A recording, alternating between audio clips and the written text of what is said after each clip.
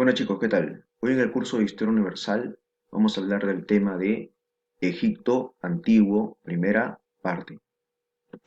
Los objetivos de la clase son que al final de ella ustedes puedan explicar el origen de la civilización egipcia, puedan conocer la importancia del río Nilo para el desarrollo y evolución de la sociedad egipcia y puedan identificar las características de una civilización esclavista. Ubicación geográfica de Egipto. Bueno, como podemos ver en este mapa, Egipto se desarrolló en el continente africano, ¿sí?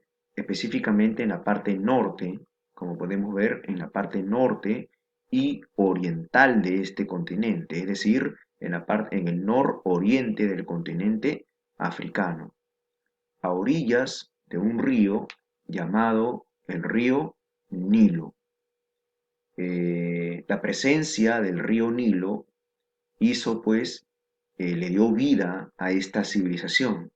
Sin el río Nilo nunca hubiera existido esta gran civilización y por lo tanto en la actualidad no conociéramos a los faraones ni conociéramos tampoco las grandes pirámides, ¿sí? Porque este territorio de Egipto es básicamente desértico, es una zona geográfica desértica, pero esta zona era compensada por la presencia del río Nilo, que dio pues fertilidad a esta región del mundo antiguo.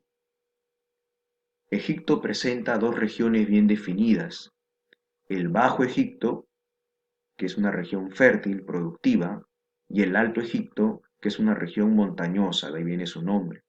Bueno, este circulito que vemos acá, lo vamos a trasladar acá, ¿sí?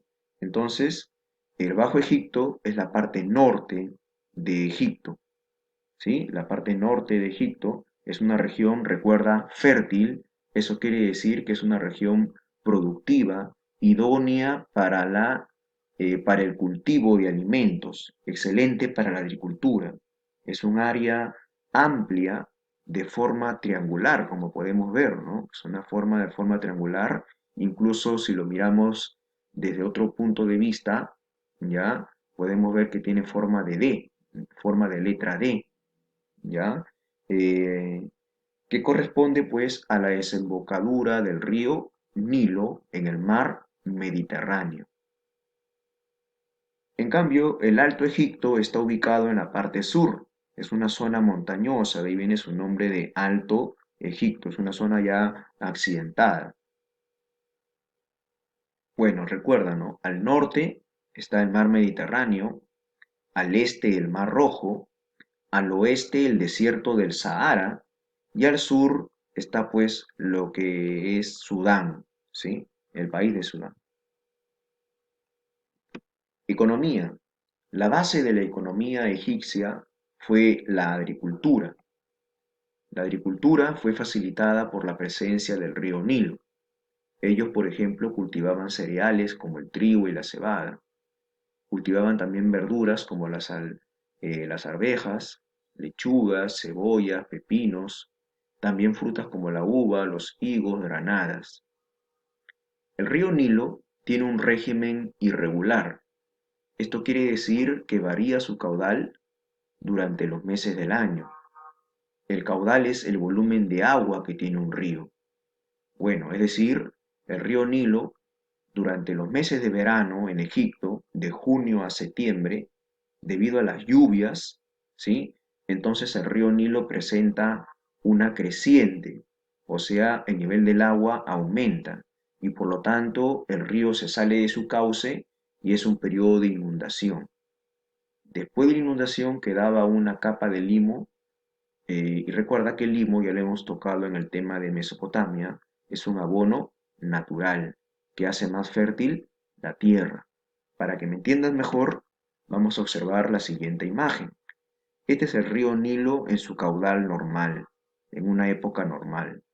Pero en la época de lluvias, el río se desborda y refresca o moja o irriga toda la parte que está cercana al río. En este caso sería esta parte que donde está la flechita del mouse, ¿verdad?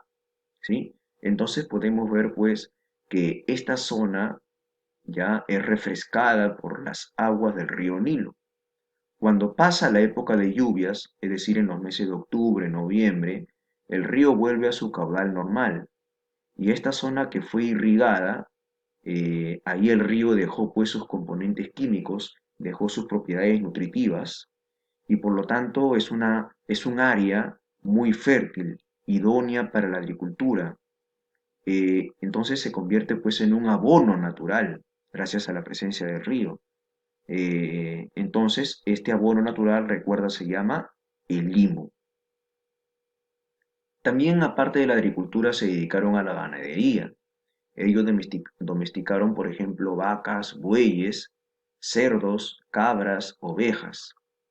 También se dedicaron al comercio. Los egipcios fueron también grandes comerciantes. Por ejemplo, ellos intercambiaban productos, vendían sus productos con los fenicios, también con el pueblo, con los pueblos de Mesopotamia y otros pueblos de la costa, de las costas del mar Mediterráneo. Ahora vamos a hablar de la organización política en el Antiguo Egipto, es decir, vamos a hablar de los funcionarios públicos, de los cargos públicos que existieron en el Antiguo Egipto. Tenemos pues al faraón, el famosísimo faraón, que era el líder supremo del Antiguo Egipto. El faraón era el rey del Antiguo Egipto, era la máxima autoridad, tenía todo el poder, era el que creaba las leyes, por lo tanto, era un gobierno de carácter absolutista. La palabra faraón proviene de la palabra griega per-a o pera, ¿sí? Que en castellano significa el señor de las dos casas, haciendo referencia a que el faraón era el líder del Bajo y el Alto Egipto. Esas dos casas son el Bajo y el Alto Egipto. Por eso que la palabra faraón significa señor de las dos casas. Los faraones eran vistos como hijos de los dioses, por lo tanto eran seres semidivinos. El pueblo los obedecía y los respetaba y los amaba. Por ello es que en honor a los faraones se construyeron grandes estatuas gigantes de 18 a 20 metros de altura, ¿sí? Imagínate una estatua de 7 o de 10 pisos, entonces gigantes, ¿verdad?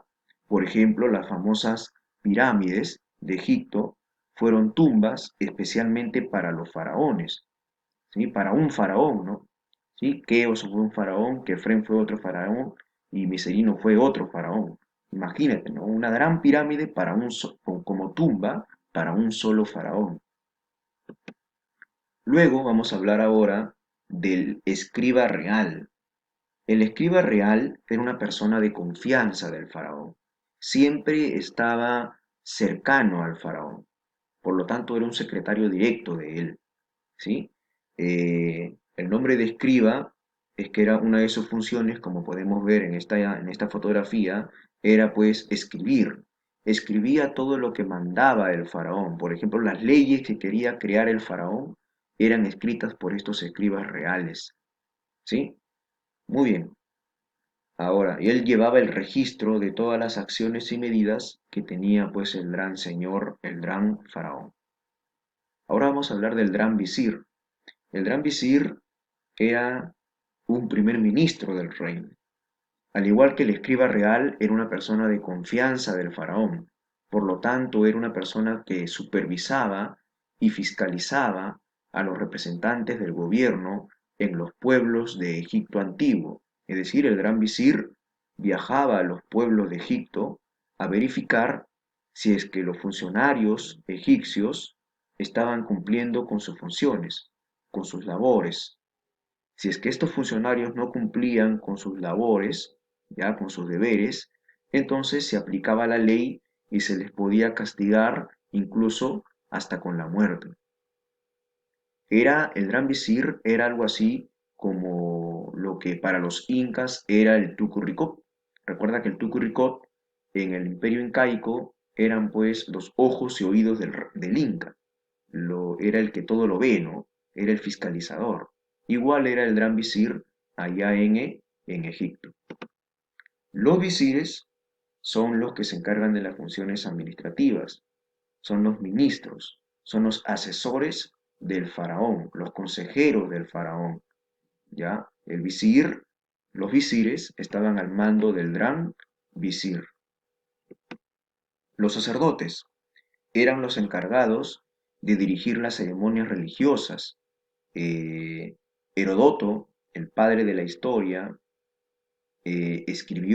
mencionó también que Egipto fue la civilización más religiosa del mundo antiguo, ¿sí? Tenían más de 1000 dioses. Entonces, por eso es que los sacerdotes jugaban un papel muy importante en el antiguo Egipto. Era una clase muy influyente en la sociedad. Eran quienes creaban la imagen teocrática del faraón, ¿sí? Le daban un test semidivino a fin de consolidarlo en el poder. Ahora vamos a hablar de los escribas. Los escribas eran los administradores, recaudadores de impuestos. Su mismo nombre lo dice, eran personas cultas que llevaban las cuentas comerciales del imperio. A diferencia del escriba real, el escriba real era uno solo y siempre estaba al lado del faraón. En cambio, estos escribas no. Estos escribas estaban pues en diferentes partes de Egipto. Acá podemos ver una imagen de los escribas. El pueblo. El pueblo estaba integrado por los felash, por ejemplo, ¿sí? Los felash eran los campesinos del antiguo Egipto, la mano de obra agrícola en el antiguo Egipto. Luego encontramos a los artesanos, también a los pastores, a los pescadores y a los esclavos. Los esclavos eran la principal fuerza de trabajo en el antiguo Egipto. Como podemos ver en esta imagen, por ejemplo, decenas de ellos se encargaban de cargar bloques de piedra para construir, por ejemplo, las pirámides, ¿no? ¿Sí?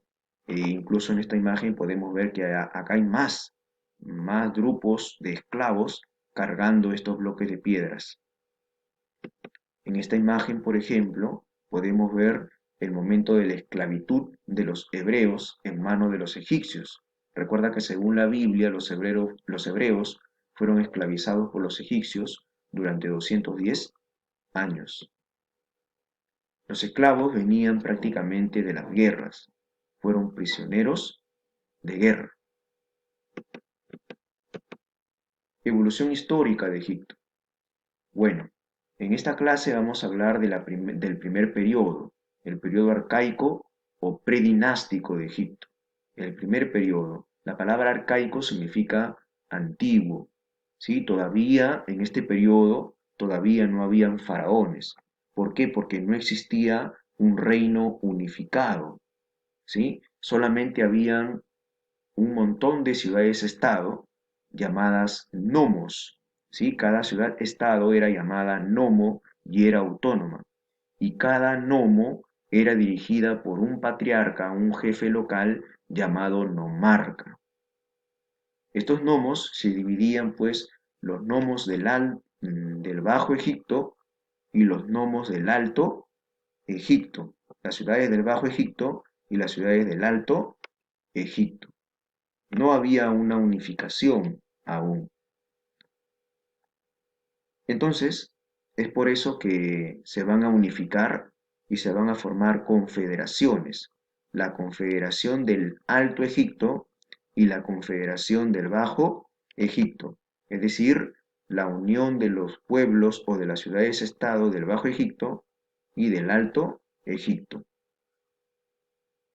Bueno, el Alto Egipto tenía fuertes necesidades de recursos, ya y que podía resolver con la riqueza que tenía el Bajo Egipto, debido a la zona fértil. Por ello empieza una guerra entre el Alto Egipto y el Bajo Egipto, en la cual terminó venciendo el Alto Egipto, empezando un periodo de centralización política y empezando así el gobierno del primer faraón egipcio llamado Menes o Narmer. Bueno chicos, espero me hayan entendido. Muchas gracias.